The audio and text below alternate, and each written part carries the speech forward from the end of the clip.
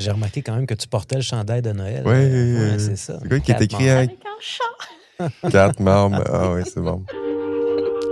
Oui, oui. J'ai joué le jeu.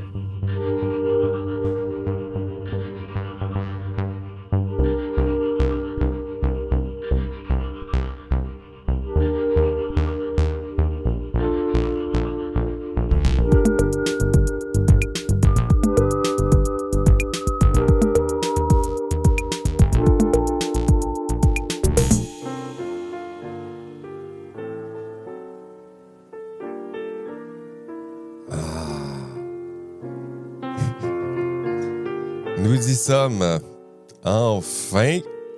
Joyeux Noël, chers amis passionnés d'intelligence artificielle. Votre hôte, Jean-François Sénéchal, votre Père Noël de l'intelligence artificielle et qui n'attend pas Noël pour vous offrir semaine après semaine, épisode après épisode, de très beaux cadeaux, de très belles analyses et réflexions sur l'intelligence artificielle.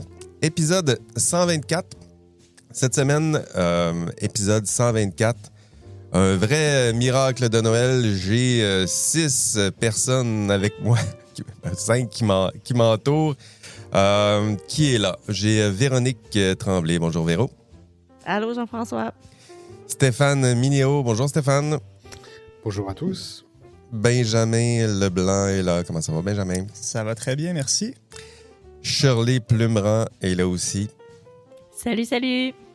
Et Marie-Ève Vachon-Savary est là aussi. Et bonjour tout le monde. Et Frédéric Plamondon, juste à ma droite, Salut. avec Benjamin Leblanc à ma gauche. Je l'ai déjà présenté, juste pour vous dire qu'il y en a un groupe qui est en studio. Les autres sont à distance. Au programme de cet épisode de Noël, on va faire ça en deux parties. En tout cas, pour nous autres en studio, c'est comme ça que ça va se faire.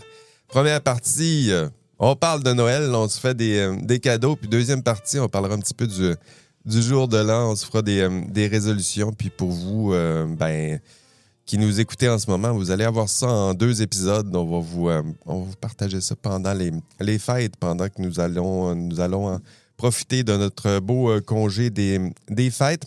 Mais d'abord, on commence par quoi? On commence par se donner des cadeaux parce qu'on le mérite, parce que vous le méritez tous et toutes. Des cadeaux dans lesquels se cache évidemment, bien emballé, le thème de l'intelligence artificielle.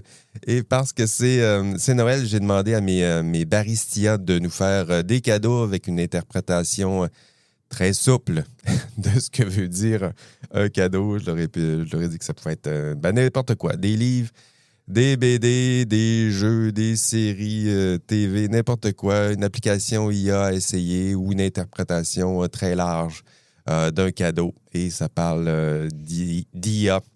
Mais évidemment, là, vous les connaissez, ça se peut que ça se peut que ça soit très, très, très large comme interprétation. On verra où ça nous mène. L'important, c'est qu'on se fasse des cadeaux, qu'on profite de cette dernière rencontre ensemble pour parler de tout ça. On est prêt. Le Père Noël est prêt. Je ne vous demanderai pas de vous asseoir sur mes genoux. On va s'éviter ça. On va commencer par... on va commencer en studio avec Benjamin. Benjamin, tu nous fais quoi comme cadeau? Je vous fais une suggestion de cadeau pour les tout petits cette année. Et oui. Ah, les petits, voilà. Bonne idée. Alors, j'ai pour mon dire qu'on n'est jamais trop jeune pour être introduit à certains concepts scientifiques, mathématiques, etc. Oui, bonne idée. Donc, aujourd'hui, j'aimerais vous faire découvrir la collection de livres de Chris Ferry, qui se veut une collection, en fait, c'est une introduction à divers pans des sciences pour les bébés. Ce sont donc des livres pour bébés, mais qui traitent de sujets scientifiques. Pour bébé, quel âge, là, genre? Là? On parle d'enfants de 2 à 4 ans, peut-être. Oui. 2 à 4 ans, plus jeunes, mes enfants, je leur donnais des petits livres là, qui flottaient, qui allaient dans le bain. Parce que c'est peut-être ce genre de livre-là. Là. Ouais, bon, après, à voir à quel point ils vont ressortir de tout ça des concepts fondamentaux des sciences. Mais pour vous donner une petite idée, voici une sélection de livres qui existent déjà. On a notamment La science des fusées pour bébés, La chimie organique pour bébés et La physique quantique pour bébé. Wow! Mais maintenant, nous, on est plutôt dans le concept de l'intelligence artificielle. Alors, je vous suggère les probabilités bayésiennes pour bébé. Véro va aimer ça, là. Ben oui. Je la vois réagir. Yes. Là, t'as piqué ma curiosité. Ouais, j'avais Benjamin. hâte que tu réagisses, Véro. Ouais. Les réseaux de neurones artificiels pour bébé. Et le dernier, mais non le moindre, l'intelligence artificielle pour bébé. Malheureusement, étant donné qu'on a un podcast, je ne peux pas vous présenter une image visuelle du livre avec des échantillons, mais j'ai recopié des échantillons de pages de ce livre d'intelligence artificielle pour bébé et je vais vous en faire une petite lecture. Bon, enfin, on va enfin comprendre. Explique-nous ça comme des bébés. On va peut-être finir par comprendre. Alors, le livre commence ainsi. Voici une balle. Elle a été fabriquée par un humain. Elle est donc artificielle. Oh, j'aime le travail sonore. Voici un chien. Il n'a pas été fait par un humain. Il est naturel. Le chien est intelligent. Il apprend à répondre aux ordres assis, reste et va chercher. Ça dépend des chiens. Ça dépend. Ah ouais, ben après. Le chien résout des problèmes, par exemple en utilisant ses pattes pour creuser. Il peut apprendre et résoudre. Il est donc intelligent. Mmh. Et voilà, je vous en dis pas plus. Je veux pas gâcher le punch de ce livre quand même. Mais on voit où ça s'en va quand même. Génial, très belle idée, Benjamin. On va se procurer ça pendant le temps des fêtes. Si vous avez des enfants, souhaitez leur donner de beaux cadeaux, qu'on apprenne les mathématiques, l'intelligence artificielle, la programmation, les réseaux neuronaux. Ils seront bien plus brillants que votre humble animateur assez tôt dans leur vie. Moi, j'ai retenu comment envoyer votre bébé en orbite. Comment transformer votre bébé en bébé de Schrödinger. Épater la famille en le mettant dans une boîte. Il ne sera ni mort, ni vivant, c'est vrai. Oui, c'est ça, là. Je voyais où tu t'en allais avec Schrödinger. Je me disais, il y a des jokes à faire, mais on va être très prudent dans cette voie. Merci, Benjamin. On va se tourner vers, peut-être à distance avec Véronique. Véronique, quel cadeau nous fais-tu cette année 2025? Moi, je vous fais un cadeau fait maison cette année. Donc, je vous ai conçu c'est les plus beaux cadeaux. un cadeau. C'est les plus beaux cadeaux. Ben, vous savez, je me suis beaucoup intéressée là, à l'érosion des facultés cognitives avec l'arrivée de ChatGPT. Puis, il y a quand même plusieurs études qui ont montré que c'était le cas. Mais je me suis intéressée plus récemment aux études qui s'intéressent à comment on fait pour l'utiliser sans perdre nos propres facultés cognitives. Oui, c'est vrai. Et puis, j'ai lu quelques articles là-dessus. Là, on pourra je prétends pas avoir fait une grosse revue de littérature, OK? On reste... on limite les attentes, là. Mais, donc, j'ai regardé ce qui se faisait. Et puis, ce que je vous propose aujourd'hui, en fait, c'est... vous savez qu'il y a aussi là, plein de gens qui inventent leur technique de prompting là, avec toutes sortes d'acronymes. Là. Je vous ai comme créé une technique de prompting qui va vous aider à conserver vos facultés cognitives. Bon. Donc, c'est le cadeau que je vous fais. Je vais commencer par vous dire ce qu'il faut faire, comment il faut utiliser ChatGPT pour garder nos facultés cognitives. La première chose que les études montrent, c'est qu'il faut avoir fait un effort cognitif avant de recevoir la question de ChatGPT. Donc, on peut lui poser la question, mais on lui suggère notre réponse aussi. Comme ça, notre cerveau réfléchit un peu là, avant. Okay. Et ensuite, on lui demande d'argumenter avec nous. Donc, de soit contredire, d'analyser ce qu'on a dit, c'est ça. On lui demande de s'obstiner avec nous, finalement.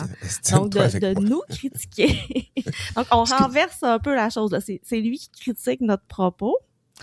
C'est assez difficile, ça, d'ailleurs, hein, de lui demander une critique et qu'il arrive à essayer de s'opposer à ton idée. C'est quand même pas facile, en effet, mais si tu lui dis un peu c'est quoi ton objectif, il va le faire. Là. Donc, il faut que tu lui spécifies dans les avec ChatGPT, là, on peut spécifier dans les paramètres de base là, comment on veut qu'il se comporte avec nous.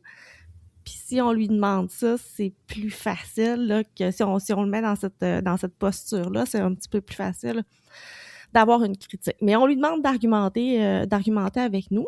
Et puis ensuite, nous-mêmes, on réfléchit dans tout ça, qu'est-ce qu'on retient, puis on formule la réponse finale nous-mêmes. Puis là, on lui demande de l'améliorer un peu, mais un petit peu plus sur la forme que sur le contenu.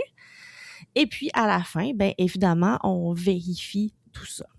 Donc, c'est ma technique en 4 étapes. Puis j'ai même essayé de faire un acronyme avec IA Café pour vous aider à la retenir. OK? Mais ça, j'ai utilisé ChatGPT pour le faire parce que c'est pas vraiment mon truc. Mais si on y va avec IA Café, OK? Le C, on y va avec café, OK? Fait que le C, c'est pour le cerveau d'abord. C'est là qu'on se dit, on commence par utiliser notre cerveau pour générer une réponse. Oh, j'aime ça. Le A, c'est argumentation. Donc, on lui demande d'argumenter avec nous, de nous contredire, tout ça. Le F, c'est la formulation de la réponse finale. Donc, on choisit nous-mêmes les éléments de la réponse finale et on formule un peu le contenu final. Mm-hmm. Et on lui donne la forme aussi à ce moment-là. Et le « et », j'aurais aimé que ce soit un « V » pour validation, là, mais ça va être « et » pour évaluation. Mais c'est dans le sens où aller revérifier quand même les sources, aller s'assurer que ce qu'il nous a raconté était bon. Donc, c'est évaluation. Donc, c'est la technique de prompting IA Café que je vous ai inventée pour garder votre cerveau actif cette année. Une fois sur deux, le « et », ça va être une erreur avec... Il y a ça, hein? Je veux que ça soit ça. Mais plus sérieusement, je vais quand même donner les liens là, vers les articles qui commencent à émerger par rapport à ça. Puis les techniques qui sont proposées dans les articles sont beaucoup plus compliquées que celles que je viens de vous faire en 4 étapes. Mais je doute que les gens fassent toutes ces étapes-là au complet en pratique. Donc, je pense que la mienne est plus réalistement applicable au quotidien là, avec nos 4 petites étapes à garder en tête. Une belle initiation. Je vous ai offert la technique IA Café, la technique de prompting IA Café. Wow! Créé de toutes pièces avec l'aide de ChatGPT. On va prendre une gorgée de café à ta santé. Facile. J'aime ça, ce truc-là. Je vais m'en souvenir peut-être de ce genre de truc. OK. Merci, Véro. Très beau cadeau. Je le mets loin, tout proche de mon cœur, celui-là, et de ma tête, de ma mémoire surtout.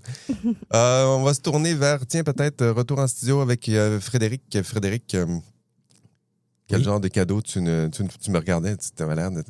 J'ai pas préparé de cadeau. Non, j'attendais que tu me passes le bâton de parole. Puis je me disais, écoute, ça va être difficile d'upstager Véro parce que c'est vraiment intéressant. Puis j'ai hâte d'avoir ces références-là. Moi, en fait, je fais un cadeau vintage. C'est un starter kit que j'ai produit grâce à Nano Banana de Hype Man, soit la figurine de Sam Altman comme étant le king du hype.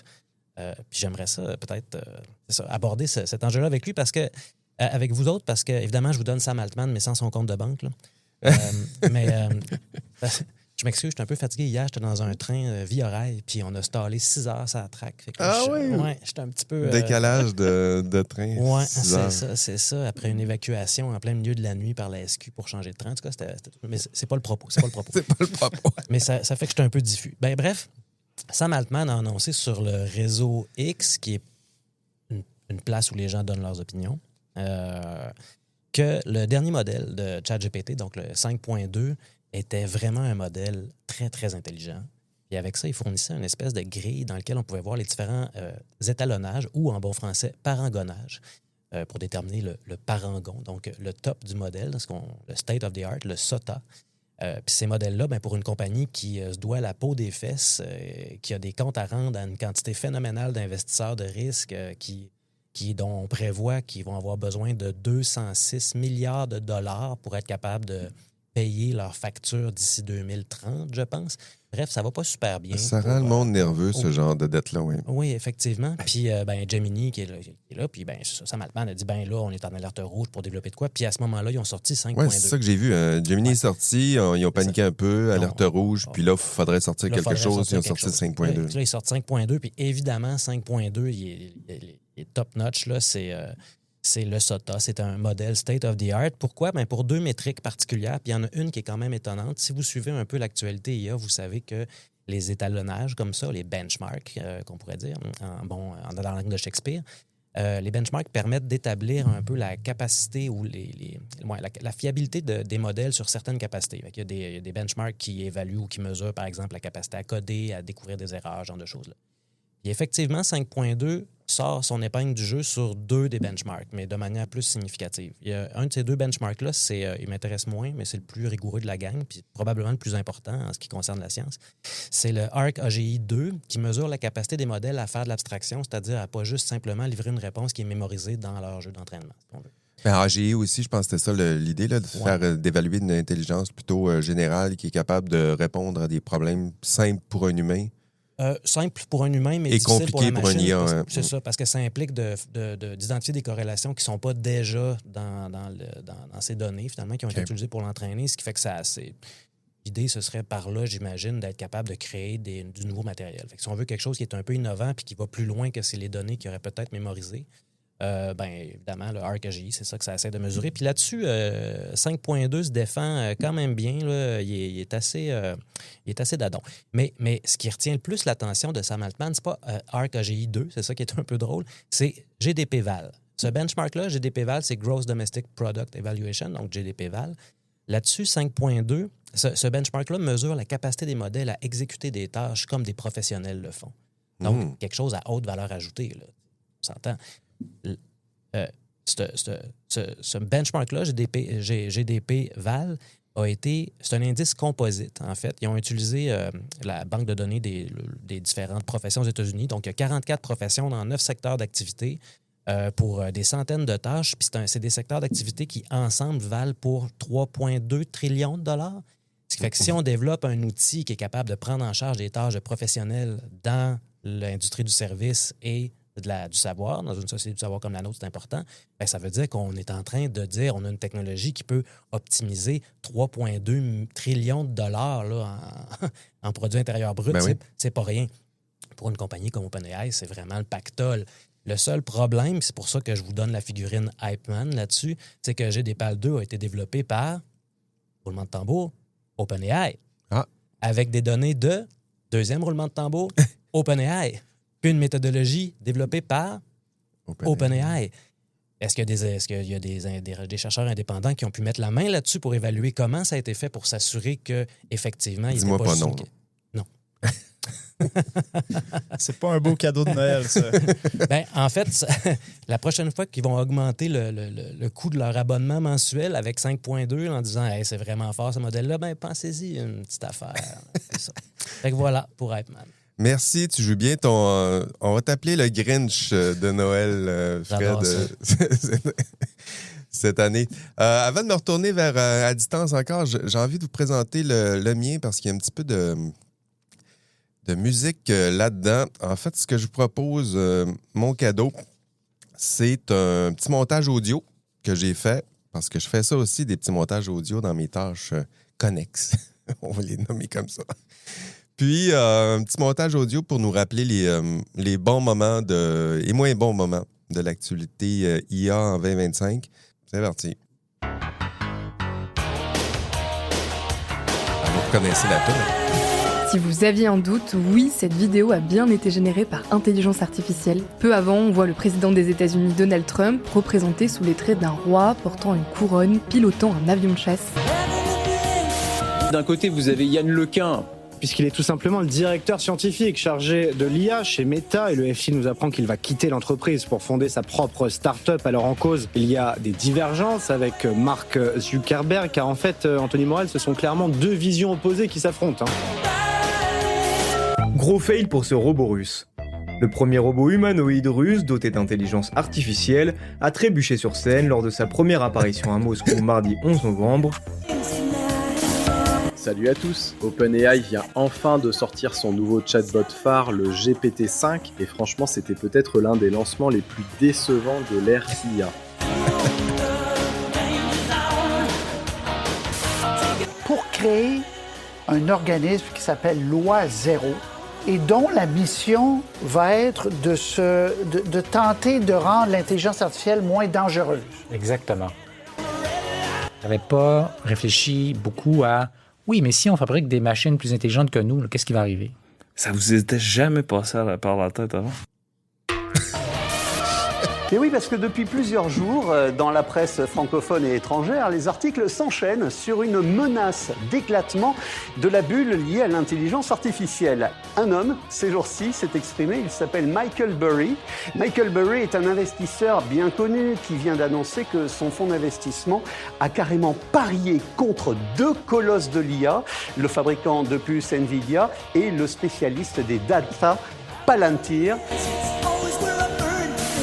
Ce mardi, Donald Trump a annoncé le lancement d'un projet d'intelligence artificielle baptisé Stargate. C'est un méga projet avec 500 milliards de dollars d'investissement dans des infrastructures. L'objectif, faire des États-Unis le leader de l'intelligence artificielle au XXIe siècle, devant la Chine, devant l'Europe. Il y a quelques jours, le 30 septembre 2025, OpenAI vient de lâcher la bombe. Sora 2 a débarqué sans crier gare, et cette fois c'est gratuit. C'est une image générée à la demande par une intelligence artificielle nommée Grok. On peut utiliser Grok gratuitement depuis les réseaux sociaux X. Si vous traînez sur des réseaux sociaux, vous les avez sûrement vus passer, les Starter Packs, des sortes de figurines sous plastique, mais générées par l'intelligence artificielle. Dites-nous en plus, Maya. Vous avez sûrement vu passer ces images façon Studio Ghibli générées par IA. Et depuis son lancement, les utilisateurs de ChatGPT testent en nombre ce dernier style si reconnaissable. Un peu l'équivalent d'une gang en Chine dans leur sous-sol qui ont réussi, à certains disent, dépasser la puissance de GPT, mais avec un budget tellement tout moindre. L'avancement technologique commence toujours dans un sous-sol. Pourquoi? Sarcasm self-test complete. C'est sûrement la meilleure question posée depuis longtemps. Comment ça fait que ça commence dans un sous-sol? C'est quoi que vous avez retenu de l'actualité? Non, vas-y. J'ai surtout retenu que Donald Trump veut devenir la figure de proue de l'intelligence artificielle, mais surtout pas avec des étudiants étrangers. Oui, il a fait ça aussi. J'ajoute aussi. Ouais, voilà, c'était ce que je voulais vous proposer. Un beau montage audio. Ça met fin ça enveloppe, je dirais, notre année 2025. Quoi de mieux qu'un beau petit montage audio comme ça. Une belle année qui s'est fermée avec... Je voulais vous en parler aussi. Tiens, il me reste une minute. Vous parlez de... Vous avez peut-être vu la publication dans le Times des 8 personnalités de l'intelligence artificielle qui sont assises sur une poutre métallique. Vous avez sûrement vu ça, là. Donc, les visages connus, les principaux coupables sont toujours là. Sam Altman, OpenAI, on a Dario Amodei d'Anthropic, Elon Musk de XAI, Demis Hassabis de Google, Mark Zuckerberg, évidemment. Puis d'autres moins connus, on a Hansen Huang de NVIDIA, Lisa Su d'AMD, Fei Li de l'Université de Stanford. Puis la photo, elle est inspirée...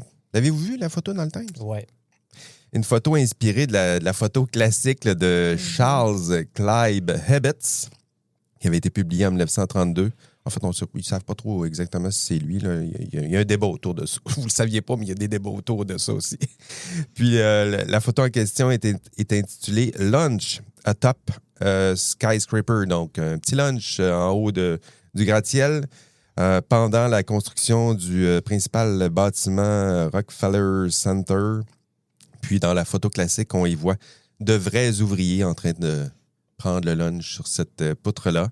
Et si on avait voulu, c'est mon petit commentaire éditorial, si on avait voulu respecter l'esprit de tout ça, moi, j'aurais mis des travailleurs du clic sur la poutre. J'allais le dire. Tu m'enlèves les mots de la bouche. Mais je ne sais pas ce qu'ils ont voulu faire avec ça, s'ils ont pensé vraiment à ce genre de choses-là. Je ne sais pas. On dirait que c'est de l'ironie, c'est du sarcasme peut-être où ils jouent là-dessus. J'ai pas fait des recherches davantage sur la démarche artistique derrière la photo. Mais ça semblait plus, on les met de l'avant. Là, puis Ça ressemblait vraiment à ça, genre on top of the world, puis on check ça, ce qui est en bas, avec comme s'il n'y avait pas de harnais de sécurité, comme si, en tout cas... c'est ça. Moi, c'est pour ça que j'aurais mis 8 travailleurs du clic anonyme en haut sur la poutre. Ça aurait, me semble, ça aurait été un petit peu plus, ça aurait saisi le sens de l'image. Ça sentait un petit peu... la semaine dernière, on a fait un party de financement pour faire tenir le Times, puis on a eu des dons. Ça se peut que ça soit ça aussi. Merci, Grinch de Noël. Mais j'adore ça, ce rôle-là. C'est bon, OK. Mais merci, c'était mon cadeau. On se retournerait vers Shirley. Shirley, quel cadeau tu veux nous faire en cet épisode? Oui, alors déjà, juste un petit commentaire sur l'extrait que tu nous as fait, le petit résumé. J'ai cru que tu avais récidivé, Jean-François, et que c'était des extraits de nos précédents épisodes, parce qu'il y a des sujets en fait qu'on retrouve, dont on a parlé tous ensemble. J'ai cru que tu avais réutilisé nos voix et que tu les avais transformées via l'IA pour faire ton résumé. Je me suis tapé sur les doigts avec ça. Là. J'ai encore mal aux doigts. Ça faisait longtemps que je ne te l'avais pas rappelé. Non, je suis allé plus ailleurs. D'ailleurs, je vais donner les crédits. J'ai pris plusieurs extraits. Là, vous irez voir dans les notes de l'épisode là, si vous voulez voir où j'ai pris tous ces extraits-là. Là, j'ai pris évidemment des notes. Je n'irai pas grappiller comme ça de façon éhontée le contenu des autres sans les remercier de cette façon-là. Mais moi, j'étais convaincu que c'était Shirley qui lisait les nouvelles, ce qui me fait penser que Shirley serait vraiment bonne pour lire des nouvelles. Oui. Ça ressemblait à sa voix. J'étais sûre que c'était ça, ouais. C'est ça. Je me suis dit, il refait le coup. Il a encore pris nos données, puis il va encore faire des clones de nos voix sans nous le demander. Non, je fais plus ça, là. Promis. Shirley, quel cadeau tu nous fais? Ouais, alors je vous fais un cadeau. Bon, je recycle, mais parce que c'est tellement un bon cadeau, c'est pas parce que je veux m'en débarrasser. C'est un cadeau que m'a fait la Commission européenne le jour de mon anniversaire. Qui était il n'y a pas si longtemps que ça, et que je vous offre pour Noël. Je ne suis pas allée chercher très loin, je suis juriste, je suis restée un petit peu dans le domaine. Et vous avez un article du Monde qui en parle. Il est en accès libre, donc vraiment pas besoin d'être abonné pour retrouver toute l'info à ce sujet. Le cadeau que nous fait la Commission européenne, c'est que elle a lancé une enquête contre Google pour l'utilisation de données pour ses IA. Là, on a une institution européenne qui se relève avec, après beaucoup trop d'uppercuts américains quand il s'agit de régulation de l'IA et de respect de nos principes fondamentaux dans nos sociétés, tout simplement. Donc voilà, j'étais assez contente de me réveiller, de lire ça dans le journal. Et la semaine d'avant, c'était une autre enquête qui a été lancée sur les fonctions d'IA dans WhatsApp côté Meta. Donc vraiment, je trouve que là, ça y est, la Commission européenne se remplume un petit peu. Pour parler très brièvement de la vérification qui va être faite, enfin des vérifications qui vont être faites autour de cette enquête, et pourquoi je vous en parle, vous allez comprendre. La vérification, elle porte sur les éventuelles infractions aux règles de concurrence. Et c'est là que ça m'intéresse. Est-ce que Google ne laisse pas les éditeurs en ligne et les youtubeurs en utilisant leur contenu pour générer des résultats de recherche faisant appel à l'IA? Autre vérification, est-ce bien normal que Google utilise des vidéos sur sa plateforme YouTube pour entraîner des modèles d'IA, le tout sans aucune possibilité de refuser pour les créateurs de contenu, ni si jamais il n'y a pas d'opposition possible, obtenir une compensation, tout simplement. Ouais. Voilà. Et pourquoi j'en parle? Justement parce que là, on voit en fait qu'on dispose déjà d'un arsenal législatif puissant. Vraiment, on peut mobiliser, si jamais on connecte différents sujets, et là, en l'occurrence, tout ce qui va être question de concurrence, ça devient hyper intéressant dans ce domaine-là. On a déjà des outils, on a déjà un arsenal législatif. Si on fait les connexions, ça va être génial, ça va être un magnifique feu d'artifice juridique. Feu d'artifice juridique. Ouais. Il y a juste les juristes pour apprécier ça à ce point-là. Ouais. Mais c'est pas le premier coup. Moi, je trouve, enfin, c'est pas la première fois que je vois ça. Vous avez Chine. Il y a eu tout un débat là récemment en France avec l'ouverture de la première boutique Chine en France à Paris. Et il y a eu des associations qui ont lancé des actions en justice et notamment qui ont utilisé la concurrence déloyale en se disant est-ce que on peut considérer que c'est de la concurrence déloyale pour tout ce qui est IA et cookies avec le vol de données qui est fait par Chine parce qu'ils disent qu'ils vont pas récolter vos données mais en fait si, ils les récoltent. Donc voilà, est-ce qu'il n'y a pas concurrence déloyale? Donc je trouvais ça assez intéressant à creuser et à vérifier, enfin à suivre en tout cas pour cette enquête. Voilà. Merci, Shirley. Un beau cadeau. Ça commence à être une très belle récolte de cadeaux, tout ça. Merci à vous tous et toutes. Tiens, il reste Marie-Ève. Il y a un cadeau encore là, sous le sapin. Non, mais c'est celui c'est écrit Marie-Ève dessus. Oui, en fait, moi, je suis le bébé de l'équipe. Hein? Donc, on sait, les enfants, quand ils sont jeunes, ils veulent recevoir des cadeaux. Ils sont pas tant dans la posture d'en offrir. Donc, moi, ils pensent même pas que c'est possible de donner des cadeaux. Là. J'ai interprété ta commande un peu à l'inverse, Jean-François. Moi, je vais demander un cadeau. Par contre, c'est bon. J'aime ça. Le cadeau étant un livre, je m'engage devant vous aujourd'hui et devant toutes les personnes qui nous écoutent à en faire un résumé, un commentaire, si je le reçois en cadeau. Donc là, je ne sais pas si les algorithmes m'envoient des messages au pôle Nord. Tu parles-tu à ton chum qui est en train peut-être de nous écouter? Là? Je parle aux lutins, quelque part, qui écoutent les algorithmes, qui creusent le web. Ah, c'est sûr qu'on est écoutés, là. Quand on regarde sur Spotify avec ces nouveaux titres de chapitres, là, clairement, on est écouté à quelque part, on est traité, donc, on est analysé. En plus, ton chum qui va analyser cet épisode-là. Ma demande peu subtile. Non, mais blague à part. Qu'est-ce qu'il y a sur ta liste? Oui, il y a un livre qui s'intitule « Le vocabulaire critique de l'intelligence artificielle » que j'ai vu passer il y a quelques semaines, que j'ai toujours pas eu l'occasion de me procurer, qui serait vraiment un beau cadeau. Qui est un collectif sous la direction d'un philosophe prof de philo à l'Université de Grenoble, Thierry Ménissier. Ouais. Puis l'idée, en fait, c'est de structurer le livre un peu sous la forme d'un lexique. Évidemment, chaque mot n'est pas présenté en 4 lignes comme dans un dictionnaire. Moi qui suis... dans mon histoire de vie, prof de français de formation, on dirait que tout ce qui ressemble à un dictionnaire, ça m'appelle. Ça te parle, oui, hein? Vraiment, ça me parle beaucoup. Mais des dictionnaires de philosophie, là, des fois, tu as une entrée et 10 pages. Là. Et 10 pages. Ben, c'est un peu ça. Je te dirais que ça va un peu dans ce sens-là.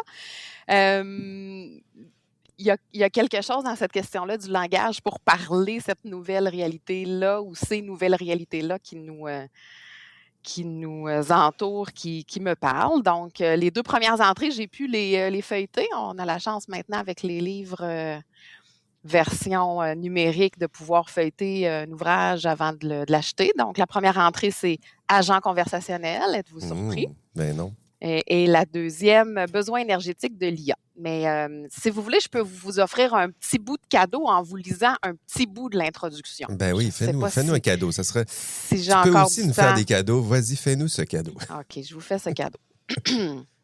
Alors, ça va comme suit. Donc, j'ai pris vraiment un extrait, là, qui me semblait le plus parlant. Dans ce volume, nous nommons la transformation actuellement en cours « algorithmisation de la société » et mettons à son propos 2 hypothèses. La première est qu'elle induit une logique particulière, relativement homogène en dépit de la variété des secteurs dans lesquels elle s'exprime. L'apport des contributions réunies dans ce volume consiste à ce propos à observer, décrire, analyser et comprendre les formes de cette logique. La seconde est qu'elle repose sur certains termes qui forment un langage.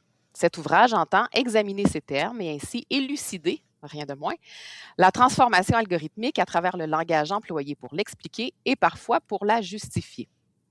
Il s'agit de nommer l'IA en formulant certains termes dans le but de dévoiler le sens et les enjeux de son déploiement, tandis que, situation paradoxale, elle représente à la fois un phénomène massif et insuffisamment pensé, en ceci notamment qu'il est invisibilisé dans certaines de ces séquences importantes par ses acteurs et producteurs eux-mêmes, ainsi que par ses promoteurs et prescripteurs.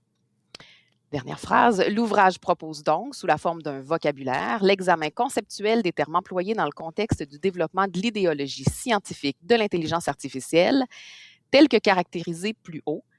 Les réalités sociales nouvelles nourrissent des manières de parler, comme une sorte de sémantisation à la fois générale et souvent implicite, parfois sous-tendue par des notions qui apparurent au fil du développement scientifique et technologique de l'IA.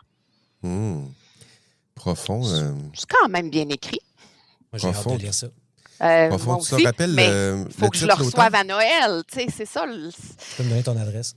Le titre, Jean-François? Oui, le titre, l'auteur. Vocabulaire critique de l'intelligence artificielle sous la direction de Thierry Ménissier aux éditions Hermann, qui est disponible chez les libraires pour ceux qui fréquentent cette chaîne C'est de super librairie important indépendante. comme réflexion de tourner autour du vocabulaire comme ça, de nommer les choses. On pense que le vocabulaire, c'est assez neutre, là, mais au contraire, la façon de le nommer, la façon de le définir, ça influence un petit peu notre façon de le comprendre, même que de le juger. Shirley, tu voulais ajouter quelque chose?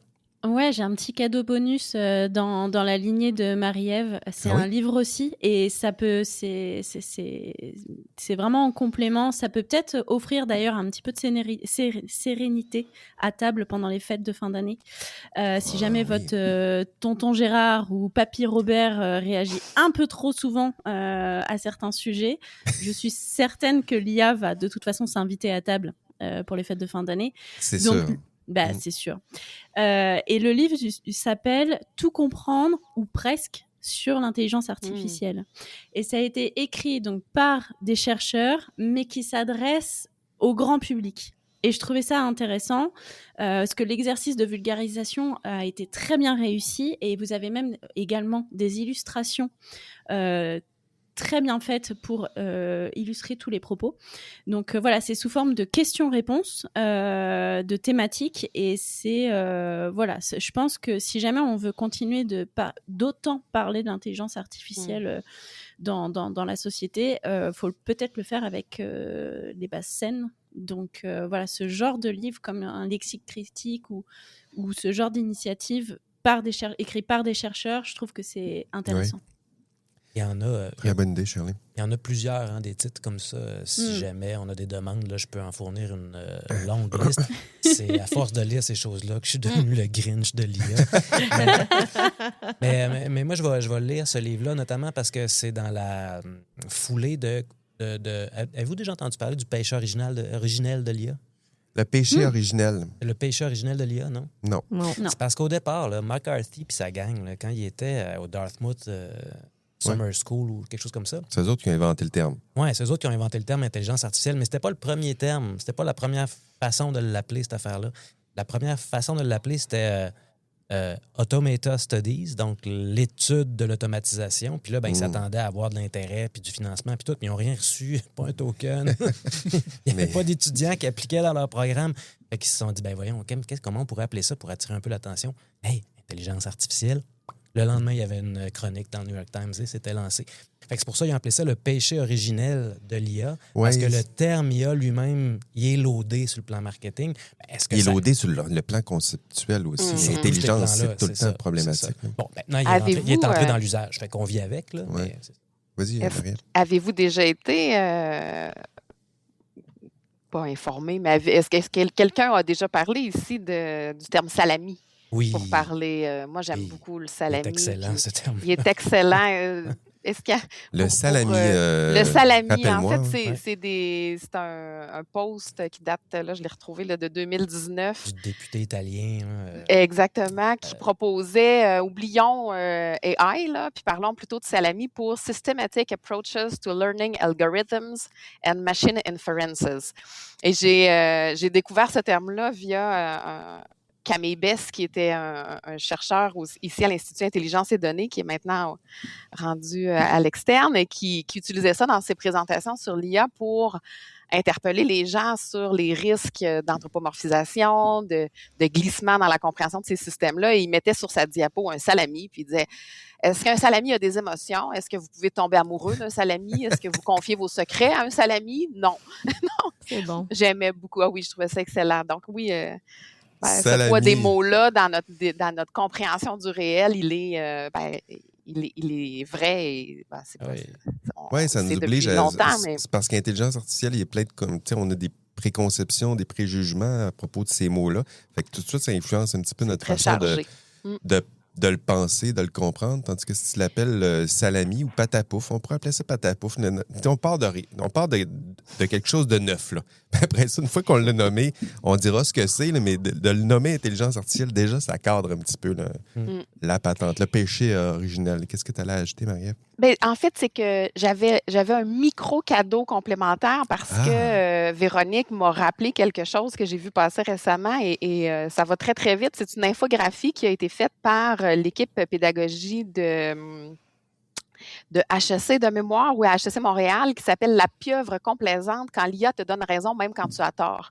Et donc, il creuse un petit peu cette thématique-là du biais de complaisance ou le caractère psychophantique ou psychophancy, je pense qu'on dit en anglais, des modèles. Et dans leur infographie, ils proposent un petit peu l'art de la requête critique. Donc, des pistes de requête justement pour forcer, même si, comme Stéphane, je reste méfiante quant à la réelle possibilité que ces systèmes-là sortent de ce biais de complaisance-là, c'est pourquoi ils ont été programmés finalement, là, ou en tout cas la manière dont ils sont très orientés, mais je vous partagerai le lien, là, c'est quand même chouette ce qu'ils ont fait. Maintenant, j'intègre certaines pistes dans mes formations sur la rédactique, justement, pour ouvrir un petit peu la perspective là, quand les gens... Et je mets des gros guillemets de dialogue avec les agents conversationnels. J'aime mieux utiliser un agent conversationnel. Voilà, voyez comme je m'enferge moi-même tout le temps dans les mots pour nommer adéquatement. Tu as appelé ça la rédactique. Tu fais référence au prompt ou c'est... J'utilise souvent le terme rédactique qui est proposé par l'OQLF là, pour définir l'ensemble des techniques de rédaction de requêtes. Là. OK. Ah, c'est intéressant. Je ne l'avais pas entendu, celui-là. Rédactique, oui. Moi, j'ai vu des recherches, en fait, qui mesuraient l'efficacité des techniques de rédactique ou de prompting. Puis ils se rendent compte qu'il n'y a presque pas d'effet. En fait, puis de manière assez mesurable, là, au sens où... avec les nouvelles versions de modèles, entre un prompt très élaboré puis une demande plutôt générale, les effets réels du prompt, c'est pas toujours très, très significatif. Là. Puis on s'en va peut-être vers justement des approches où la rédactique est peut-être de moins en moins nécessaire parce que c'est une interface, là, ChatGPT, là, c'est pas le modèle lui-même. Là. Fait que ça veut dire que l'architecture ou l'infrastructure de l'interface va peut-être permettre là, de justement réduire cette activité-là de prompting à peu de choses. Bref. Ouais, je pense qu'ils reformulent derrière toutes nos demandes avec le processus là, qu'ils ont mis en place d'analyse. Oui, en effet, récemment, là, en tout cas, il y avait toutes sortes de stratégies de prompting là, qui avaient été mises en place, les chain of thought, des choses comme ça. Puis avec les dernières versions de ChatGPT, là, il fait ce travail-là un peu par lui-même. Là. C'est pour ça qu'il les appelle des modèles raisonnants, ce qui me dérange beaucoup encore, là, mais il les appelle des modèles raisonnants. Par contre, pour essayer de prompter pour comme s'alimenter nous-mêmes là, dans notre cerveau, ça, je pense que c'est encore pertinent.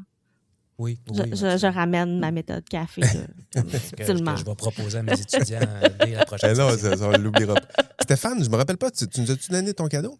Non, pas encore. Je l'avais oublié, le cadeau, Stéphane, il était caché derrière le sapin. Je sais pas pourquoi. En plus, je suis l'ordre qui est devant moi, puis j'ai passé par-dessus Stéphane. Pauvre petit Stéphane, il bondissait dans le coin. Moi aussi, je vois mon cadeau. Alors, pas de souci, non, c'est parce qu'en fait, le cadeau, c'est pas moi qui l'ai, en fait. C'est un cadeau qui a été fait par Disney à OpenAI, un petit milliard. Voilà, c'est l'actualité. Je pense ChatGPT, OpenAI a besoin toujours de plus en plus d'investissement pour pouvoir développer leurs modèles. Et je pense que là, c'est un partenariat qui, en quelque sorte, peut-être changer un petit peu la donne, c'est-à-dire ils vont sûrement forcément utiliser des images de Disney plus volontairement et puis essayer de faire un peu de publicité autour de Disney avec OpenAI. Et est-ce qu'on va se retrouver forcément avec des images orientées Disney? Je ne sais pas. C'est un peu... j'ai hâte de voir, là, ça va être une trolley, tiens, je vais le dire comme ça, d'images qui vont ressembler à ça. Dès que ça va être... Je pense que c'est pas encore disponible, mais dès que ça va être disponible, on va avoir plein d'images de Disney, des films de Marvel, ça, on va en avoir un tas, là. Si je peux me permettre de faire une petite correction là-dessus, on va avoir d'images de femmes habillées en héroïnes de Marvel. Ah oui. D'abord et avant tout, ça va être la première vague. C'est vrai, oui, c'est vrai. Des starter packs Disney. Et puis, alors, le deuxième cadeau, pour le coup, c'est OpenAI, là, alors, dans la sainte concurrence entre les modèles, hein, je ne sais pas si si sainte que ça, mais comme ils étaient un peu dépassés sur la génération d'images avec Nano Banana, le super outil de Gemini qui permettait de générer des vidéos, des images. Des images, mais surtout en fait, ce que faisait Gemini, Nano Banana par rapport à OpenAI, c'est que on pouvait utiliser une photo de nous-mêmes et de modifier le contexte de la photo. Ce que faisait jamais ChatGPT, puisqu'il recrée l'image de la photo. Et cette semaine, ils ont sorti GPT Image 1.5 qui permet de faire des images modifiées, mais à partir de nos propres visages. Et cette fois-ci, les visages sont respectés, entre guillemets, c'est-à-dire qu'on se reconnaît un peu sur les visages, ce qui n'était pas le cas avant. Et donc voilà, donc c'est un peu le cadeau qu'ils nous font. Alors je l'ai testé, évidemment, je n'ai pas pu m'en empêcher. Et notamment, j'ai essayé de reproduire, en fait, par exemple, une photo comme si je me présentais à des élections. Et je lui ai juste précisé des élections présidentielles. Je me suis retrouvé en fait, devant la Maison-Blanche avec un drapeau américain au-dessus. Et voilà. Je vais voir cette photo-là. Et après, je l'ai utilisé également en lui proposant de me faire une photo comme si c'était pour faire sur un CV. Alors, il m'a mis en costume, il m'a mis très, très bien habillé, etc. Ça marche plutôt bien. La question que je me pose, et c'est un peu ce qu'a vécu une élue, une femme qui s'était présentée aux élections européennes en 2024, si je ne dis pas de bêtises, qui avait été un peu moquée, c'est-à-dire qu'elle avait fait une première élection où elle avait juste fait une photo avec un photographe, donc c'était quelqu'un de normal, j'ai envie de dire. Puis l'élection d'après, elle avait fait une photo qui avait été retouchée par Photoshop. Donc là, le teint était un peu lissé, il y avait quelques petites corrections. Et la dernière photo, c'était une image qui était générée par de l'IA. Et quand on fait des affiches comme ça pour des élections, ou pour un CV, hein, pourquoi pas, à quel moment en fait, on sort des clous puisque tout le monde essaie de s'améliorer. Alors on peut s'améliorer avec du maquillage, avec une belle photo, avec de la lumière. Pourquoi pas de la retouche Photoshop, mais là déjà on commence à transformer des choses. Et la retouche avec l'IA, est-ce qu'on va pas un peu trop loin? Voilà. Il y a quelques années, on faisait juste prendre des photos de nous plus jeunes, mais là, c'est insuffisant, nous plus jeunes. En effet. Oui, c'est vrai, une vieille photo qui traîne derrière un livre, là, c'est toujours surprenant quand tu fais signer des livres, là, puis tu vois que la photo qui était derrière le livre, c'est une photo qui a été prise il y a 30 ans. Tu fais, bon, c'est peut-être le moment de changer la photo. Peut-être. Est-ce que tu as essayé d'y demander d'améliorer ton image? Pas parce que je trouve qu'elle mérite d'être améliorée, mais c'est pour tester Non. En fait, il apparaît aussi, c'est pas possible. Donc, J'allais pas jusque-là. Non, j'ai pas essayé, mais il y aurait du travail en vrai. Hein.